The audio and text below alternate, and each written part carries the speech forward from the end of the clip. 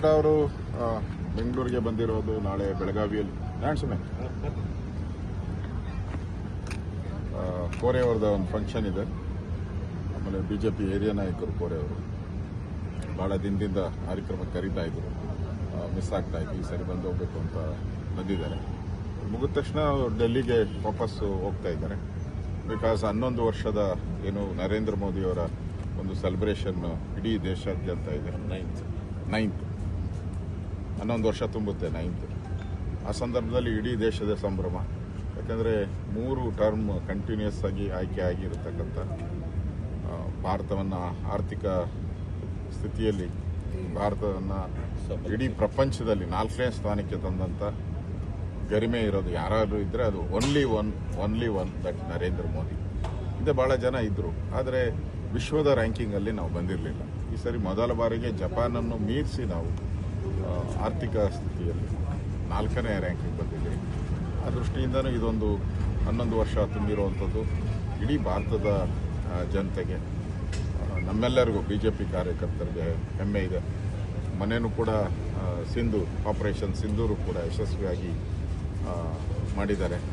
ಅವರ ಪಾಕಿಸ್ತಾನದ ಒಳಗಡೆ ಹೋಗಿ ಅಟ್ಯಾಕ್ ಮಾಡಿರುವಂಥದ್ದು ಯಾವತ್ತೂ ಇಲ್ಲ. ಫಸ್ಟ್ ಟೈಮ್ ಅಟ್ಯಾಕ್ ಮಾಡಿದ್ದಾರೆ. 200-300 ಕಿಲೋಮೀಟರ್ ಒಳಗಡೆ ಹೋಗಿ ಪಾಕಿಸ್ತಾನದ ಒಳಗಡೆ ವೈರಿಗಳ ತಾಣಗಳನ್ನು, ಭಯೋತ್ಪಾದಕರ ತಾಣಗಳನ್ನು ಧ್ವಂಸ ಮಾಡಿದ್ದಾರೆ. ಅದು ಕೂಡ ಈ ಸಂದರ್ಭದಲ್ಲಿ ನಮ್ಮ ಹಿರಿಮೆ ಇಡೀ ದೇಶ ಕೊಂಡಾಡ್ತಾ ಇದೆ. ನಮ್ಮ ಸೈನಿಕರನ್ನ ಕೂಡ ಪ್ರಧಾನಿಗಳು ಕೂಡ ಈ ಸಂದರ್ಭದಲ್ಲಿ ನಮ್ಮ ನಡ್ಡಾಜಿ ಅವರು ಬೆಂಗಳೂರಿಗೆ ಬಂದು ಕಾರ್ಯಕ್ರಮನ ಅಟೆಂಡ್ ಮಾಡಿ ಅವರು ಅದಕ್ಕೋಸ್ಕರ ಬಂದು ಭೇಟಿ ಮಾಡಿ. ಸರ್, ಈಗ ದಕ್ಷಿಣ ಕನ್ನಡ ಮತ್ತು ಚಿಕ್ಕಮಗಳೂರಲ್ಲಿ 36 ಜನ ಹಿಂದೂ ಕಾರ್ಯಕರ್ತರು ಗಡೀಪಾರು ಮಾಡಿರುವಂಥದ್ದು ನೋಡಿ. ಇದು ನಾನು ಹೇಳ್ತೀನಲ್ಲ, ಕಾಂಗ್ರೆಸ್ ಅವರು ಬಂದ್ರೇ ಕೋಮುಗಲಭೆ. ಯಾಕೆ ನಮ್ಮ ಸರ್ಕಾರದಲ್ಲಿ ಕೋಮುಗಲಭೆ ಬೆಳೆದಿರಲಿಲ್ಲ? ಅವ್ರು ಬಂದರೆ ಮುಸ್ಲಿಮರು ಓಲೈಕೆ ಮಾಡುವಂಥದ್ದು ಮಾಡ್ತಾರೆ, ಇಡೀ ಹಿಂದೂ ಜನಾಂಗ ಅದರ ವಿರುದ್ಧ ತಿರುಗಿ ಬೀಳ್ತೈತೆ.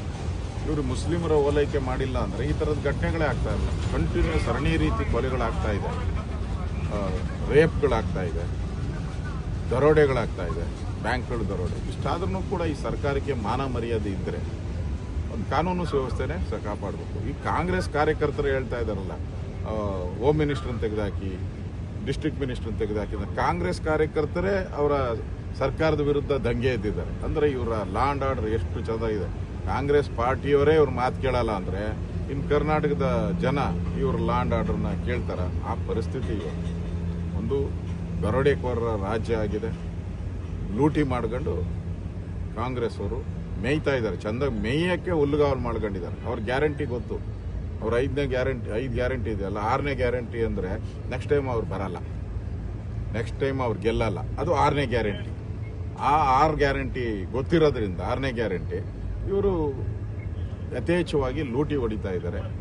ಕಾಂಟ್ರಾಕ್ಟರ್ಗಳ ಸಾವಾಗ್ತಾ ಇದೆ, ಅಧಿಕಾರಿಗಳ ಸಾವಾಗ್ತಾ ಇದೆ.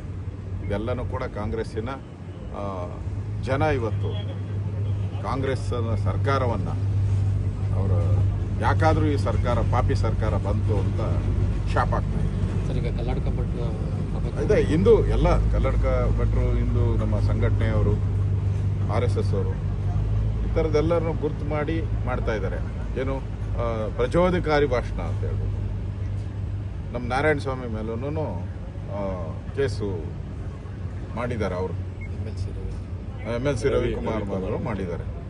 ಇವ್ರಿಗೆ ನೋಡಿ, ಈಗ ನಾನು ಮೊನ್ನೆ ನೋಡಿದೆ, ಇವರಪ್ಪ ಹಿರಿಯ ಕಾಂಗ್ರೆಸ್ ವಾದಿ ಖರ್ಗೆ ಅವ್ರು ಹೇಳಿದ್ದಾರೆ, ನರೇಂದ್ರ ಮೋದಿ ಹಾವಿದ್ದಂಗೆ ವಿಷ ಸರ್ಪ, ನೀವು ಅದನ್ನ ಕಚ್ಚೋದಲ್ಲ, ಅದನ್ನು ಮುಟ್ಟಿದ್ರೇ ಸತ್ತೋತೀರಾ ಅಂತ ಹೇಳಿದ್ದಾರೆ. ಒಬ್ಬ ದೇಶದ ಪ್ರಧಾನಿ ಬಗ್ಗೆ ಈ ಕೆಟ್ಟ ಮಾತು ಮಾತಾಡ್ತಾರಲ್ಲ, ಇವ್ರಿಗೆ ನಾರಾಯಣ ಸ್ವಾಮಿ ಮಾತಾಡಿರೋದು ಏನು ದೊಡ್ಡ ಇದು ಕಾಣ್ತಾ ಇದೆ. ಇವ್ರಿಗೆ ಗಾದೆ ಮಾತ ಪುನರುಚ್ಚಾರ ಮಾಡಿದ್ದಾರೆ ಅಷ್ಟೇ. ಹೇಳೋದ್ರಲ್ಲಿ ಸ್ವಲ್ಪ ಜೋರಾಗಿ ಹೇಳಿರ್ಬೋದು ಅಷ್ಟೇ.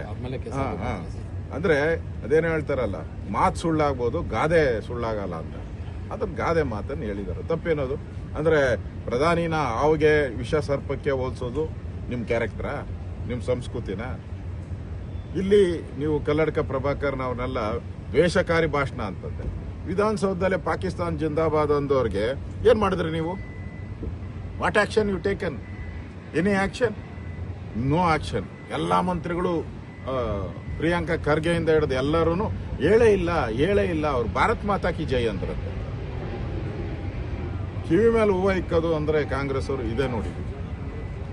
ಇಂಥ ವಿಚಾರದಲ್ಲಿ ಒಬ್ಬರ ಮೇಲೂ ಕ್ರಮ ಇಲ್ಲ, ಅವ್ರನ್ನ ಬಂಧಿಸಲೇ ಇಲ್ಲ. ಗಡಿಪಾರು ಮಾಡಿದ್ರೆ ಅವ್ರನ್ನ ಇದುವರೆಗೂ ಗಡಿಪಾರು ಮಾಡಿದ್ದೀರಾ? ಅವ್ರು ಪಾಕಿಸ್ತಾನದಿಂದ ಬಂದು ಮಾಡಲಿಲ್ಲ. ಪುಲ್ವಾಮಾ ಮೊನ್ನೆ ಘಟನೆ ಆಯ್ತಲ್ಲ, ಇದು ಸಿಂಧೂರ್, ಆಪರೇಷನ್ ಸಿಂಧೂರ್, ಆ ಸಂದರ್ಭದಲ್ಲಿ ಸೋಷಿಯಲ್ ಮೀಡಿಯಾದಲ್ಲಿ ಪಾಕಿಸ್ತಾನ ಪರವಾಗಿ ಮಾತಾಡಿದ್ರು. ಅವ್ರನ್ನ ಗಡಿಪಾರು ಮಾಡಿದ್ದೀರಾ?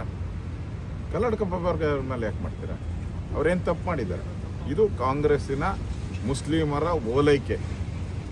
ಸಿದ್ದರಾಮಯ್ಯ ಅವ್ರನ್ನ ಯಾರು ನಂಬೋದೇ ಇಲ್ಲ ಹಿಂದೂಗಳು. ಆ ಸ್ಥಿತಿಗೆ ಸಿದ್ದರಾಮಯ್ಯನವರು ಇದ್ದಾರೆ. ಹಿಂದೂಗಳಲ್ಲಿ ಏನಾದ್ರು ಹೋರಾಟ ಮಾಡ್ತಾರೆ? ಬೀದಿಗಿಳಿದು ಹೋರಾಟ ಮಾಡ್ತೀನಿ. ಈಗ ನಾನು ನಮ್ಮ ನಾರಾಯಣ ಸ್ವಾಮಿ ಅವ್ರ ಜೊತೆ, ವಿಜಯೇಂದ್ರ ಅವ್ರ ಜೊತೆ ಎಲ್ಲ ಮಾತಾಡಿದ್ದೀನಿ. ಇಡೀ ನಮ್ಮ ಕಾರ್ಯಕರ್ತರಿಗೆ ತಮ್ಮ ಮೂಲಕ ಮೆಸೇಜ್ ಕೊಡ್ತಾ ಇದ್ದೀನಿ. ನಾವು ನಿಮ್ಮ ಜೊತೆ ಇದ್ದೀರಿ, ಎಲ್ಲೇ ಏನೇ ಘಟನೆ ಆದರೂ ನಿಮ್ಮ ಜೊತೆ ಇರ್ತೀರಿ. ಈ ದುಷ್ಟ ಕಾಂಗ್ರೆಸ್ ಇಲ್ಲಿಂದ ತೊಲಗೋವರೆಗೂ ನಾವು ವಿರಮಿಸದೆ ಹೋರಾಟ ಮಾಡೋಣ.